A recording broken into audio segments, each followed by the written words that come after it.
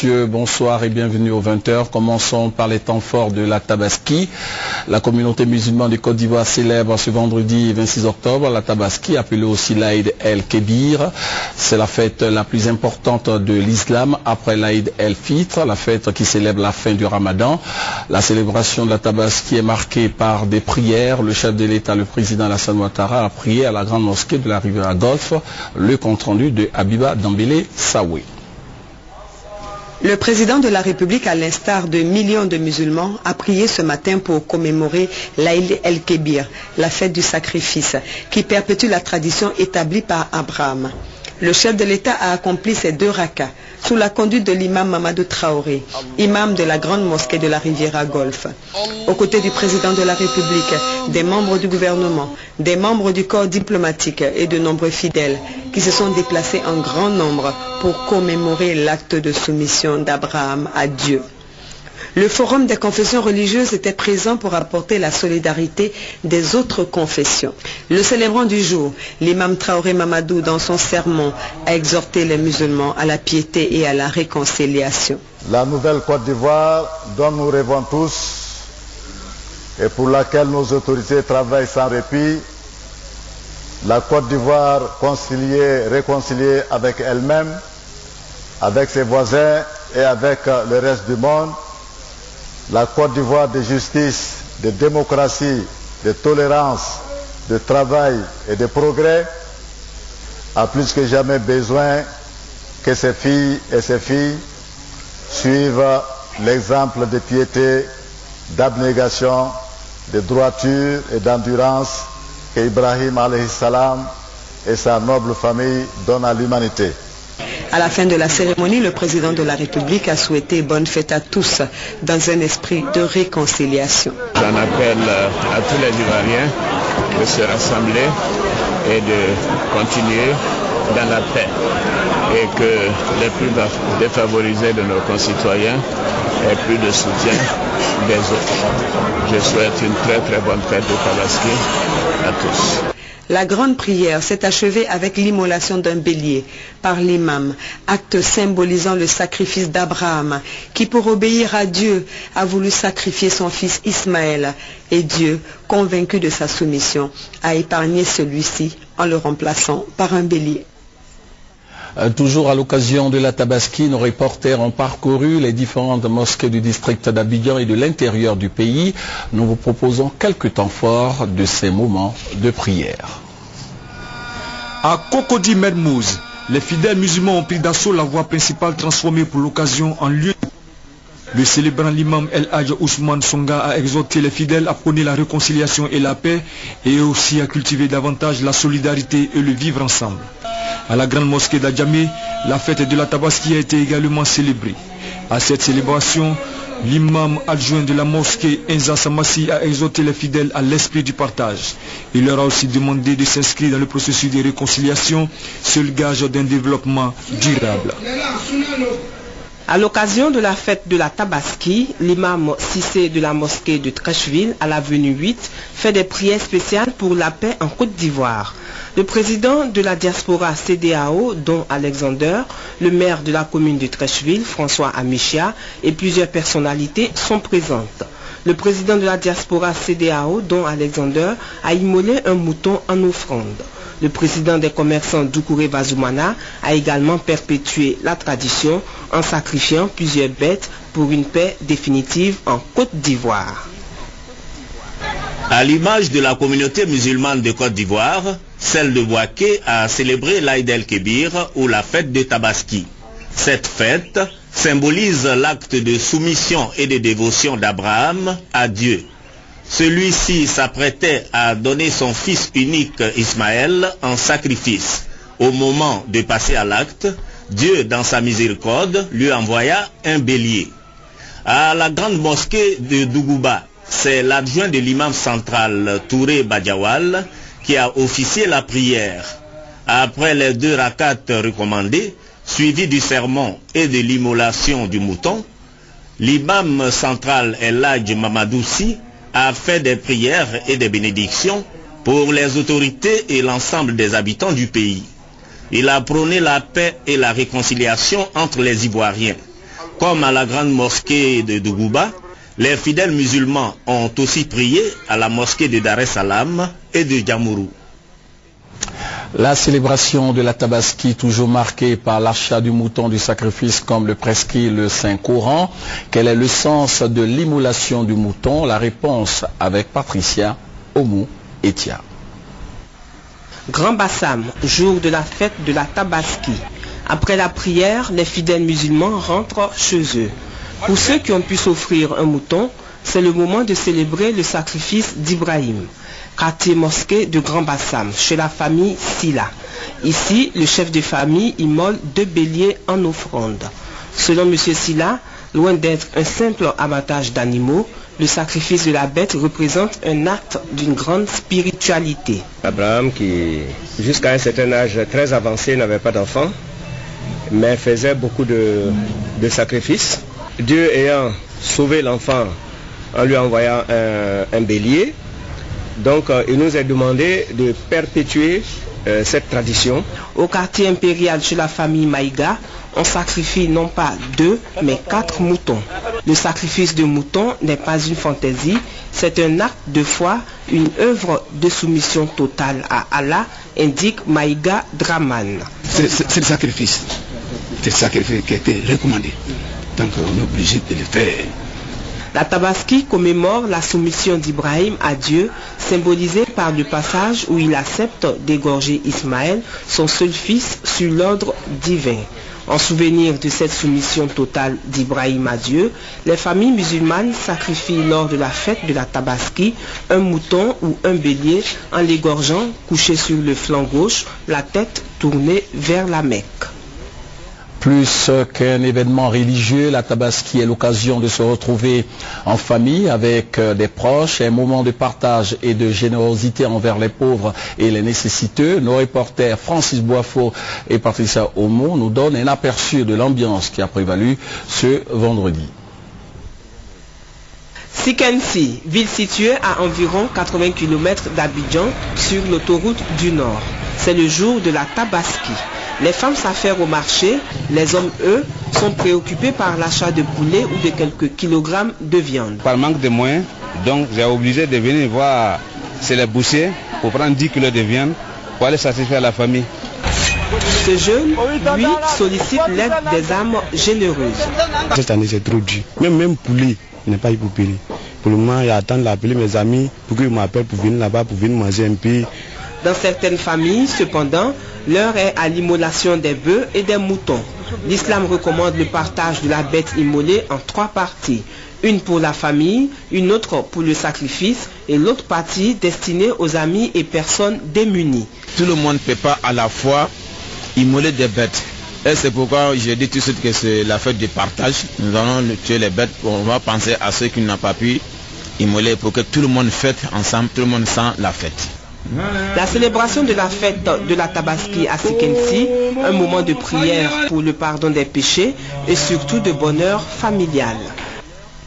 Ce vendredi est un jour doublement saint pour la communauté musulmane de Côte d'Ivoire. Ce jour marque la célébration de la Tabaski couplée à la prière collective du vendredi. Dans les familles, l'heure était à la fête, à la prière, au partage du repas. Le constat de Fatou Fofana. L'Aïd el-Kébir, la Tabaski ou encore la fête du mouton est très importante pour les musulmans. C'est un grand moment de partage et de cohésion sociale. L'imam de la mosquée d'Abobo Anador n'a pas manqué de prodiguer des conseils à ses fidèles. Il a insisté sur l'aspect spirituel de la fête. La fête en islam, chers frères et sœurs, ce n'est pas la dépravation, encore moins les boissons alcoolisées. Ainsi, elle ne se fait pas dans les bars et les maquis. De retour de la mosquée, c'est le moment d'immoler son mouton pour certains et pour d'autres, le bœuf qu'on a acheté à plusieurs. L'essentiel, c'est d'être ensemble. La fête de Tabaski doit participer au renouement de la famille, la réconciliation des pays, parce que bon, nous autres là, nous connaissons l'importance de la fête de Eid el-Kébir. Parce que moi, après pratiquement 17 ans hors de la Côte d'Ivoire, je me retrouve dans ma famille. Je suis heureux. Les femmes s'activent pour confectionner toutes sortes de mets succulents faits à base de viande de mouton. Aujourd'hui, comme c'est la fête, on est en train de faire le tchèp. Ça veut dire foie de mouton. On déjeune d'abord avant de manger. Dans certaines familles, par contre, faute de moyens, on n'a pas pu acheter de moutons, mais l'esprit de la fête demeure. Le mouton est cher. On a payé viande de poulet. On se débrouille pas mal. Trècheville, Marcory, Port-Boué, le constat est le même. Tous se préparent à partager ensemble la viande de mouton. À Yopougon, cité Seydou Diallo, Yaya Doumbia, député de la commune, rassemble la jeunesse autour d'un repas collectif, symbole de l'aspect social de l'Aïd el-Kébir. Pour retrouver toutes les ethnies, toutes les tendances politiques réunies autour d'un même repas, c'est le sens de la Tabaski parce que c'est une fête de partage. Autre aspect très important de la Tabaski, parents, amis et voisins se rendent visite pour se faire des bénédictions pour la nouvelle année qui démarre.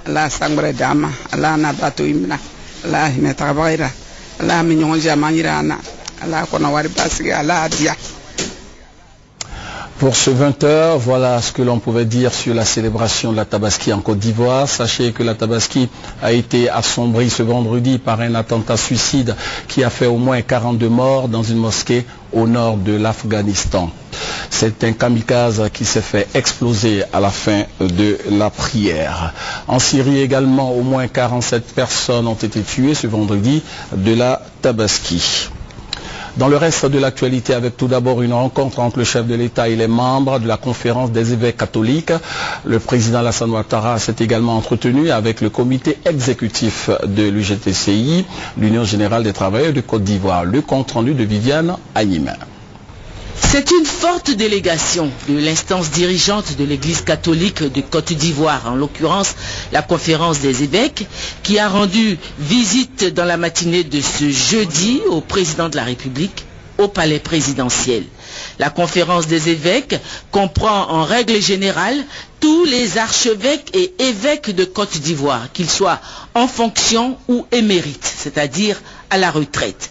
Au nombre des membres de cette délégation, outre le président de la conférence, Monseigneur Touabli Mouyoulo Alexis, évêque d'Agboville, le secrétaire général de la conférence, le père Jérémy Alofa, l'archevêque émérite d'Abidjan, son éminence Bernard, cardinal Agré, les évêques émérites, Messeigneurs Bruno Kwame, Pierre-Marie Coty, des évêques en fonction, l'archevêque d'Abidjan, Monseigneur Jean-Pierre Coutois, les évêques Messeigneurs Salomon Lesoutier, Maurice Conan, Jean-Jacques Kofi Wakofi, Marie-Danielle Dadier, Ignace Bessidobo, Antoine Koné.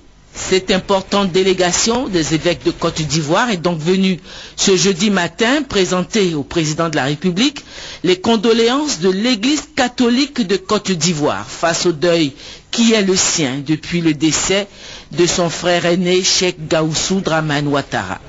Au cours de cette visite au président de la République, ils ont aussi échangé avec lui sur la situation sociopolitique. Nous sommes venus rencontrer Monsieur le Président de la République pour une raison essentielle et une seule. Nous sommes venus lui présenter nos condoléances, qui sont aussi les condoléances de l'Église catholique tout entière, dans le cadre du décès, du rappel à Dieu de son frère aîné, notre frère, le Cheikh Gaoussou Ouattara. Nous sommes donc venus comme des frères pour dire Yako à notre frère, à sa famille et à la grande famille ivoirienne qui a perdu un de ses membres. Évidemment, nous en avons profité pour échanger avec le président de la République sur les questions actuelles qui nous occupent et qui nous préoccupent, la situation sociopolitique de notre pays. Mais la raison essentielle, c'était de présenter nos condoléances au président de la République. Nous avons fait un tour d'horizon sur la sécurité, sur la question de nos frères qui sont hors de nos frontières, sur la question de nos frères qui sont en prison. Mais il faut dire que sur tous ces points, nous repartons avec beaucoup d'espoir. La Côte d'Ivoire avance, des moments de difficulté certes, mais l'espoir est permis. Nous avançons les yeux fixés tout droit devant nous Et nous disons ensemble, allons de l'avant. Allons de l'avant. Le nouveau bureau de l'UGTCI, l'Union Générale des Travailleurs de Côte d'Ivoire, conduit par son secrétaire général Joseph Ebanirin, est venu saluer et se présenter au président de la République. Le secrétaire général de ce qui est la plus grande centrale syndicale de Côte d'Ivoire a rassuré le président de la République que l'Union est désormais revenue au sein de la direction de la centrale après le conflit survenu lors de la tenue de son dernier congrès il y a quelques mois. L'UGTCI, qui célèbre cette année son cinquantenaire, veut continuer de défendre les intérêts de tous les travailleurs de Côte d'Ivoire tout en s'inscrivant dans la réconciliation nationale, a expliqué son secrétaire général. L'UGTCI est à son cinquantenaire. Bon, on a peut-être connu une toute petite crise de jeunesse, mais c'est bien vite passé. Retenir que nous avons, pour tous les nôtres et pour tous les travailleurs, des perspectives et de grandes ambitions. À savoir qu'il est important qu'on s'inscrive dans la réconciliation qui permet de pouvoir bénéficier de la paix et donc d'avoir en face un environnement économique qui s'améliore, qui se potentialise. Savoir que les investisseurs accepteront de revenir créer des entreprises qui vont générer des emplois, surtout des emplois pour les jeunes. Savoir qu'au-delà, avoir l'avantage que les entreprises déjà sur place, qui existent, vont se bonifier puisqu'elles seront à même de pouvoir élargir leur champ d'activité et permettre qu'on prenne le plus grand nombre de travailleurs. Dans le cadre de ces concertations permanentes avec ses alliés politiques, le chef de l'État, le président Alassane Ouattara, a échangé avec Henri Konan Bédié, président du RHDP, le Rassemblement des eaux-fouettistes pour la démocratie et la paix. Le compte-rendu de Jérôme Kofi Aboulin. La visite du chef de l'État rendue à son aîné. Le président de la République, Alassane Ouattara, et le président du Rassemblement des eaux-fouettistes pour la démocratie et la paix, Henri Konan Bédié, ont échangé pendant plus d'une heure d'horloge. Aucune déclaration à l'issue de cette rencontre, mais le temps mis pour les échanges est une preuve qu'ils avaient vraiment besoin de se retrouver. Les sachants héritiers du président Félix Houphouët-Boigny, père fondateur de la Côte d'Ivoire moderne, il n'y a pas de doute que les deux frères se sont rencontrés pour parler de la bonne marche de la nation ivoirienne. Tous les deux, toujours soucieux de la paix dans leur pays, à l'instar du premier président ivoirien, ils n'ont de cesse d'indiquer à chaque occasion que ce genre de rencontre ne doit pas leur faire défaut. Et au chapitre des audiences, le gouverneur de la BCEAO, Koné Tiemoko Mielet, a été reçu au palais présidentiel. Le chef de l'État a également reçu les lettres de créance de deux nouveaux ambassadeurs accrédités en Côte d'Ivoire. Il s'agit des ambassadeurs de la Guinée et du Brésil. Demain, le compte-rendu de la rédaction. La Cour pénale internationale a rejeté ce vendredi la demande de mise en liberté provisoire de l'ancien président ivoirien Laurent Gbagbo. Les avocats de l'ancien chef d'État avaient déposé le 1er mai dernier une requête demandant la libération provisoire de Laurent Gbagbo, 67 ans, assurant que cette liberté provisoire lui permettrait de récupérer physiquement et moralement avant la procédure judiciaire. La Cour pénale internationale a donc rejeté ce vendredi la demande de mise en liberté provisoire de Laurent Gbagbo. Autre actualité en Côte d'Ivoire, la gestion rationnelle des missions hors du pays. Il faut désormais réduire au maximum le coût des missions à l'étranger. C'est un message à l'endroit des fonctionnaires et agents de l'État de Côte d'Ivoire. Jean-Jacques Kwameala pour en savoir davantage. Pour l'année 2012, l'État de Côte d'Ivoire a mis à la disposition des conférences et missions à l'étranger et en Côte d'Ivoire une enveloppe de 6,2 milliards de francs CFA. Au troisième trimestre de l'année, les résultats selon la présidente de la commission interministérielle des conférences et missions sont satisfaisants.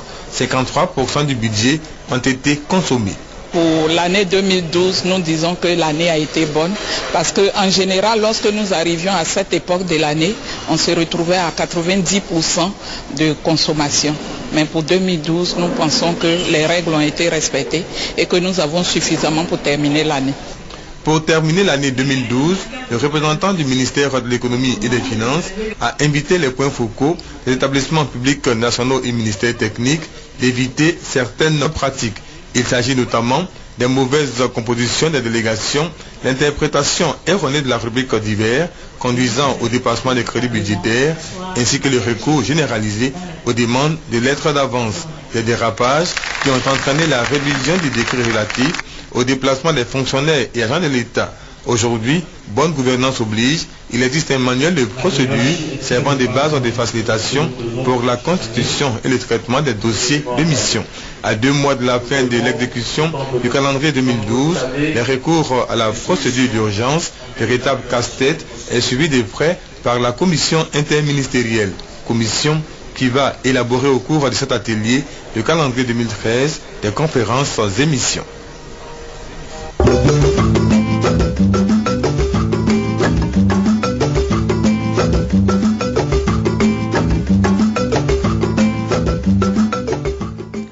L'actualité en Côte d'Ivoire toujours marquée par le processus de paix et de réconciliation. La campagne pour la paix organisée par le ministère de la Culture et des artistes, chanteurs et musiciens de Côte d'Ivoire se poursuit à l'intérieur du pays. Après San Pedro et Gagnoa, nous vous proposons l'étape de la région du Mans avec notre reporter sur place, Doua Delazer.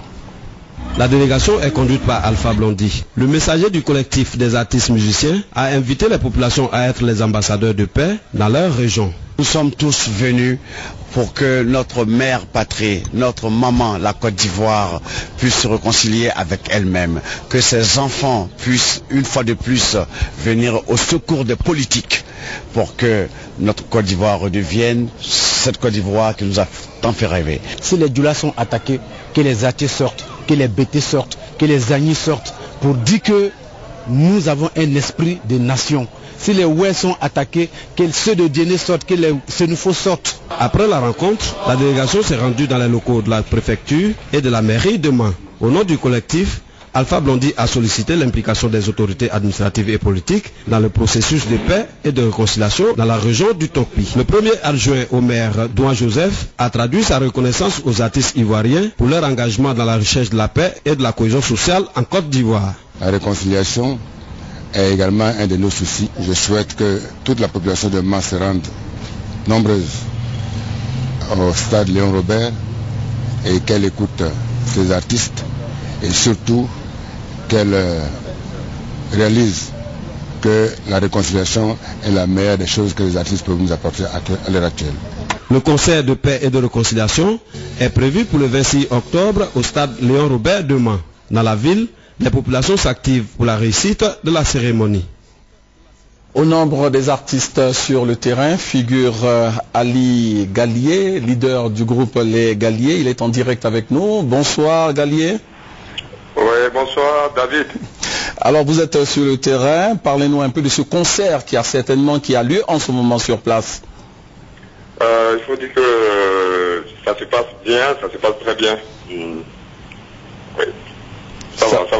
Ça va, ça se passe bien. Alors, parlez-nous un peu des messages forts qui sont véhiculés à l'endroit des populations. Que dites-vous concrètement dans le sens de l'apaisement? Je peux dire que, bon, on a été sollicité par notre ministre de tutelle, M. Maurice Banama. Donc, nous n'avons pas trouvé d'inconvénient à ne pas être à cette réconciliation. Voilà, donc nous sommes arrivés à Mans, tout se déroule comme sur du tapis, quoi. C'est propre. D'accord. Est-ce que les Galliers ont un message particulier? Bon, le message particulier qu'on peut lancer, c'est que, écoutez, la Côte d'Ivoire, c'est notre mère patrie. Voilà, les gens passent et puis bon, la nation demeure. Vous pensez que les enfants d'une même mère qui font par là, est-ce que les enfants doivent se fâcher avec leur mère? Non, je ne crois pas. Voilà, donc moi je pense qu'après tout ce qui s'est passé, on doit se donner la main et puis bon, et puis penser à demain. D'accord. Alors vous avez suivi toutes les étapes. Est-ce que vous avez l'impression que vous êtes écouté, que vous êtes suivi? Si vous avez un bilan à faire, que diriez-vous? Oui, ça va. Depuis San Pedro, Gagnoa, et puis bon, la troisième étape, Mans, je pense que ça va. On ne se plaint pas en tout cas, on est vraiment écouté, oui. Alors prochaine étape, vous irez à Korogo, on nous a dit? Oui, Korogo, après Korogo, on part à Bangoro, et puis la dernière étape à Abidjan. Qu'est-ce qui fera la particularité de ces deux dernières étapes, de Korogo par exemple? solidarité, bon, il faut dire, hein, partout où on passe, le public répond. Hein. Voilà, le public répond et nous, on ne fait que faire notre travail. Bon, on est venu pour ça, donc je pense que il faut égayer le public, il faut lancer des mots forts, comme on le fait habituellement. Bon, et puis bon, ça marche avec... Alors tout le monde dit ça se passe bien, ça se passe bien. Vous n'êtes pas confronté à un certain nombre de difficultés sur le terrain? Il n'y a aucune difficulté, il y a pas certains qui boudent un petit coup, des grincements dedans, tout se passe 10 sur 10? Bon, vous savez bien, dans toutes choses, hein, il y a toujours des gens à côté. Bon, écoutez, nous sommes des artistes. Nous ne sommes pas des politiciens, nous sommes des artistes. Les artistes ne font que chanter, les politiques font la politique. Voilà. Et nous avons soutenu un candidat que tout le monde connaît. Bon, aujourd'hui, bon, il y a des gens qui disent que non, voilà, les Galliers sont des traîtres, ils sont ceci, ils sont cela. Bon, moi, je pense que c'est pas ça l'objectif. L'objectif, nous, on ne fait que chanter. Voilà. Donc, si on nous a sollicité pour venir à la fête de la réconciliation, moi, je pense que on ne pourrait pas refuser. On ne pourrait pas refuser. Alors, et puis d'ailleurs, la porte de la SI, ils nous ont pas fermé la porte de la SI. Nous, on était en France, mais quand même, on faisait notre promo derrière nous ici. Donc, je pense que si on nous fermait la porte de la SI, nous ne serons pas venus. Voilà. Alors, avant de vous laisser, est-ce que vous avez un petit message à l'endroit des populations de Korogo? Est-ce que vous, voilà, les inviter à... Oui, un message, oui. Oui, population de Korogo, c'est pour vous dire que non, il n'y a rien en face. Oui, mais c'est transformé aujourd'hui. Il y a quelque chose en face. Ce qui est en face, là, c'est la paix qui est en face. Donc, c'est pour vous dire à la population de Korogo que les Galliers arrivent avec la paix en face. Voilà. Que tout le monde se donne la main, chacun regarde son voisin pour dire ouais, bonjour, bonsoir, et puis bon voilà, dans l'harmonie, et puis on roule. Voilà. Merci à vous, Ali Gallier. Merci. C'est bien Gallier, c'est pas Ali Gallier. Merci. Ok, merci. Okay, au revoir. Après Mans, la caravane de la réconciliation s'est rendue dans la région de Diokwe pour des actions de paix et des actions de portée sociale et humanitaire. On retrouve notre reporter Doua Delazer pour en savoir un peu plus. Les populations de Diokwe sont sorties nombreuses pour accueillir la caravane de sensibilisation à la paix et à la réconciliation. Les artistes ivoiriens en mission pour la cohésion sociale dans la région du Tonkwi ont marqué un arrêt dans la ville de Diokwe où ils se sont inclinés sur la fosse commune du quartier Carrefour. La délégation a exprimé sa compassion aux victimes et aux parents des martyrs de la crise post-électorale. Occasion pour Alpha Blondy et ses collègues d'inviter les populations de la région du Guémon à pardonner et à s'inscrire dans la dynamique de paix et de réconciliation. Le préfet de Diokwe, Efoli Benjamin, s'est engagé aux côtés des artistes ivoiriens à faire de la région du Guémon un pôle de paix et de réconciliation. Notre pays souffre de la bêtise humaine, mais de la bêtise de ses propres enfants. Il n'est pas normal que dans de telles circonstances, on continue de s'entre-déchirer parce que s'il n'existe pas de pays, il n'existera plus d'hommes politiques. Un don de 750 000 francs CFA aux victimes pour assurer leurs soins médicaux. De sages conseils ont été prodigués aux orphelins de la crise post-électorale par des artistes ivoiriens. Ils ont exhorté les tout-petits à être des modèles à l'école. Après Diokwe, le cap est mis sur la ville de Mans pour le concert de paix et de réconciliation. Les populations du Tonkwi vont célébrer la paix avec les grosses têtes de la musique ivoirienne.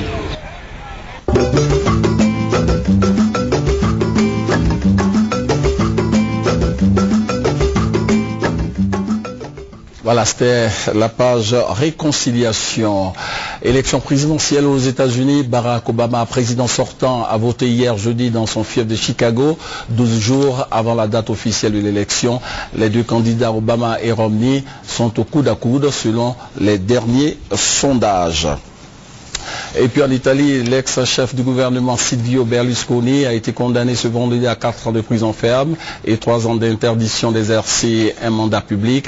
Le tribunal de Milan l'a jugé coupable de fraude fiscale. C'est la fin de ce journal. Rappelons que la communauté musulmane de Côte d'Ivoire a célébré ce vendredi la Tabaski, appelée aussi l'Aïd el-Kébir. C'est la fête la plus importante de l'islam après l'Aïd el-Fitr, la fête qui célèbre la fin du Ramadan. La célébration de la Tabaski a été marquée par des prières dans le district d'Abidjan et à l'intérieur du pays. Le chef de l'État, le président Alassane Ouattara, a prié à la grande mosquée de la Riviera Golfe. Merci de nous avoir suivis. On se retrouve demain à 20 h avec beaucoup de plaisir.